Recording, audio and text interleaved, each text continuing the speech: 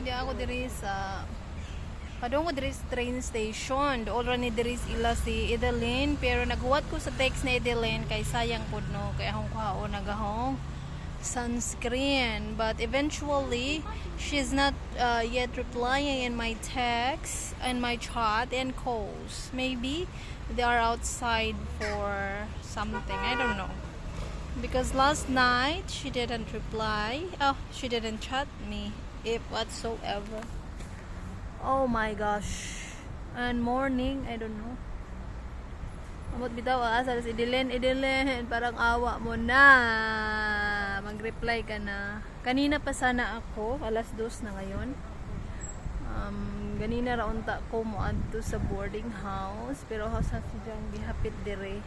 And maghuwat ko until 3 o'clock, napa ko'y 1 hour. And napag ko'y gihuwatan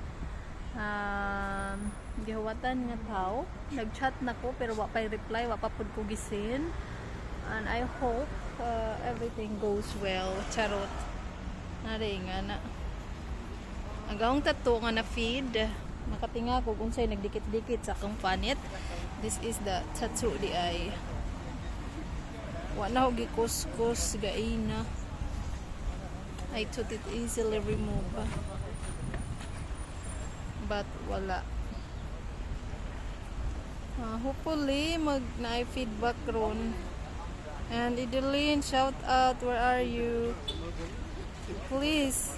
Nagdada di kog bagi kapoy ko kay bugat ag soda ani. Panggana agang pang winter, naganam-anam kog hakot dito sa boarding house. Para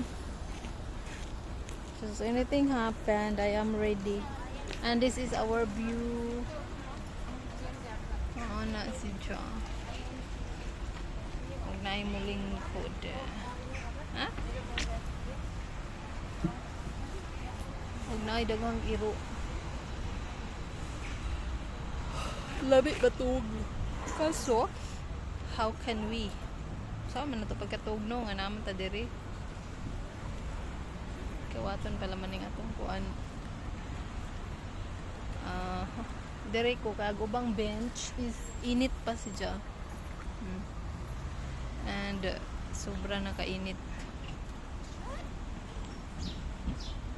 Diba?